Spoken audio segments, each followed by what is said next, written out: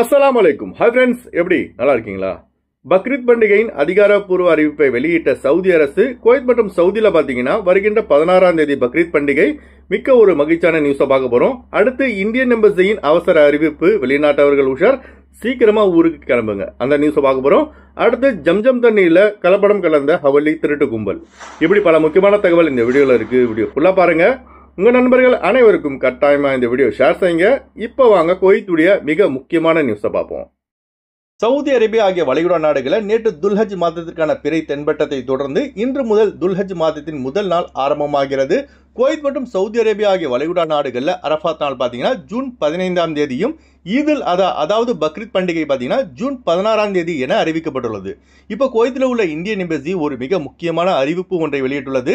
அதாவது பொது மன்னிப்பை பயன்படுத்தி விசா ரினிவல் செய்வதாக இருந்தாலும் சரி, இல்லை சொந்த நாடுகளுக்கு போவதாக இருந்தாலும் சரி, ஜூன் 13ஆம் தேதிக்கு முன்னதாக எல்லாவித ஃபார்மாலிட்டிஸ்களையும் முடித்துக் கொள்ளுமாறு இந்தியன் எம்பசி கேட்டுக்கொண்டுள்ளது.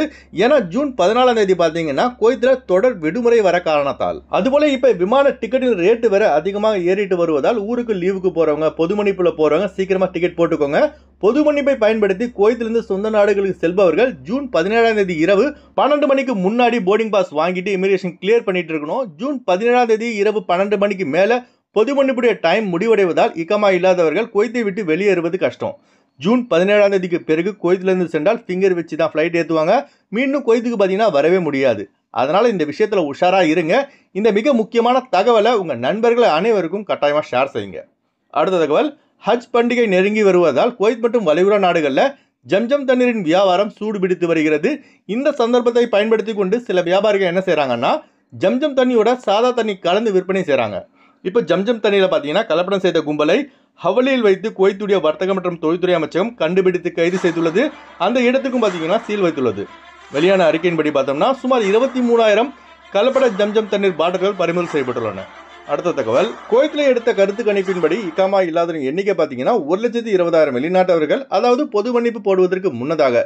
இப்போ இந்த 1,20,000 வெளிநாட்டவர்களை தற்போது வரைக்கும் பார்த்தீங்கன்னா 35,000 வெளிநாட்டவர்கள் தங்களின் விசா ஸ்டேட்டஸை சரி செய்து கொண்டுள்ளதாக த ரெசிடென்ஸ் அஃபேர்ஸ் டிபார்ட்மெண்ட் ஒரு புள்ளி விவரத்தை வெளியிட்டுள்ளது. அடுத்த தகவல், குவைத்திலிருந்து ஒயிட் பாஸ்போர்ட்டில் இந்தியா வரக்கூடிய வெளிநாட்டவர்கள் தங்களின் எல்லா ப்ரூஃபையும் கரெக்டாக வச்சுக்கோங்க. ஏன்னா இப்போ ஒரு சம்பவம் நடந்திருக்கு. அதாவது கம்பெனி சரியில்லைன்னு நம்ம சப்ஸ்கிரைப் என்ன பண்ணியிருக்காங்கன்னா, கம்பெனிலேருந்து வெளியாகி நேராக இந்தியன் எம்பசி ஒயிட் பாஸ்போர்ட் எடுத்திருக்காரு. ஆனால் அவருக்கு விசா இருக்குது. அதனால் அந்த ரெசிடென்ஸ் அஃபேர்ஸ் டிபார்ட்மெண்ட் அவருக்கு பொது மன்னிப்பில் ஊருக்கு செல்ல அனுமதி வழங்கலை. அதனால் அவர் மீண்டும் கம்பெனி கிட்ட இந்தியன் எம்பசி மூலமாக பேச்சுவார்த்தை நடத்திருக்காரு. அதுக்கப்புறம் பார்த்தீங்கன்னா ஒரிஜினல் பாஸ்போர்ட் வாங்கியிருக்காங்க. அப்புறம் டிக்கெட் போட்டுக்கு ஊருக்கு வந்திருக்காரு. ஆனால் சென்னை ஏர்போர்ட்டில் உள்ள சிஸ்டத்தில் பார்த்தீங்கன்னா அவருடைய பாஸ்போர்ட் டீட்டெயில்ஸ் எதுவுமே இல்லை. ஒன்லி ஒயிட் பாஸ்போர்ட் டீட்டெயில்ஸ் மட்டும் தான் இருக்குது. இவர் அந்த ஒயிட் பாஸ்போர்ட்டை தனது பேக்கேஜில் போட்டிருக்காரு. ரொம்ப நேரம் விசாரணைக்கு பிறகு தான் அவரை ஏர்போர்ட்டை வெளியே அனுப்பியிருக்காங்க. அதனால இந்தியா வரும் வெளிநாட்டவர்கள் உங்களுடைய அனைத்து டிராவல் டாக்குமெண்ட்ஸையும் கரெக்டாக வச்சுக்கோங்க. பழைய பாஸ்போர்ட், புது பாஸ்போர்ட் எல்லாத்தையும் கையில் வச்சுக்கோங்க. எதையும் மிஸ் பண்ணாதீங்க. அடுத்து வாங்க ஃபிளைட்டுடைய அப்டேட் பார்ப்போம். குறைந்த கட்டணத்தில் விமான டிக்கெட் எடுக்க விரும்புபவர்கள் ஸ்கிரீன்ல தெரிகிற ஜியா டிராவல்ஸ் நம்பரை கான்டாக்ட் பண்ணிட்டு குறைந்த கட்டணத்தில் விமான டிக்கெட் எடுத்துக்கொள்ளலாம். அதுபோல பிசிசி, மெடிக்கல், ஸ்டாம்பிங், அட்டஸ்டேஷன் இந்த ப்ராசஸும் செய்யப்படுகிறது. சென்னை டு குவைத் 12,500 ரூபாய்க்கு ஏர் அரேபியாவில் ஃபிளைட் டிக்கெட் எடுக்கலாம். குவைத் டு சென்னை 78 குவைத் தினாருக்கு இண்டிகோ ஏர்லைன்ஸ்ல ஃபிளைட் டிக்கெட் எடுக்கலாம். திருச்சி டு குவைத் 13,500 ரூபாய்க்கு ஸ்ரீலங்கன் ஏர்லைன்ஸ்ல ஃபிளைட் டிக்கெட் எடுக்கலாம். குவைத் டு திருச்சி 111 குவைத் தினாருக்கு ஏர் இந்தியா எக்ஸ்பிரஸ்ல ஃபிளைட் டிக்கெட் எடுக்கலாம். திருவனந்தபுரம் டு குவைத் 12,800 ரூபாய்க்கு ஏர் அரேபியாவில் ஃபிளைட் டிக்கெட் எடுக்கலாம். குவைத் டு திருவனந்தபுரம் 76 குவைத் தினாருக்கு இண்டிகோ ஏர்லைன்ஸ்ல ஃபிளைட் டிக்கெட் எடுக்கலாம். கொச்சின் டு குவைத் 10,500 ரூபாய்க்கு இண்டிகோ ஏர்லைன்ஸ்ல ஃபிளைட் டிக்கெட் எடுக்கலாம். குவைத் டு கொச்சின் 72 குவைத் தினாருக்கு ஏர் இந்தியா எக்ஸ்பிரஸ்ல ஃபிளைட் டிக்கெட் எடுக்கலாம். கொழும்பு டு குவைத் 66 குவைத் தினாருக்கு எத்திஹாத் ஏர்லைன்ஸ்ல ஃபிளைட் டிக்கெட் எடுக்கலாம். குவைத் டு கொழும்பு 67 குவைத் தினாருக்கு ஃப்ளை துபாயில ஃபிளைட் டிக்கெட் எடுக்கலாம்.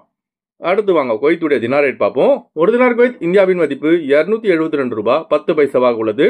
ஒரு தினார் குவைத் இலங்கையின் மதிப்பு 982 ரூபாய் 30 பைசாவாக உள்ளது. இப்போ நான் சொன்னது குவைத்துடைய அல்முலா ரேட்டுங்க. அடுத்து குவைத்துடைய கோல்ட் ரேட் பார்ப்போம். 1 கிராம் 24 கேரட் தங்கத்தின் விலை 23 தினார் 610 ஃபில்ஸாக உள்ளது. 1 கிராம் 22 கேரட் தங்கத்தின் விலை 22 தினார் 300 ஃபில்ஸாக உள்ளது. ஓகே ஃப்ரெண்ட்ஸ், இந்த வீடியோ ஷேர் செய்யுங்க. இந்த வீடியோ சம்பந்தமா நீங்க என்ன நினைக்கிறீங்கன்னு மறக்காம கமெண்ட் பாக்ஸ்ல பதிவு செய்யுங்க. எப்போதும் இணைந்திருப்போம். உங்களின் ஒருவன் ஜியாவுதீன். அஸ்ஸலாமு அலைக்கும்.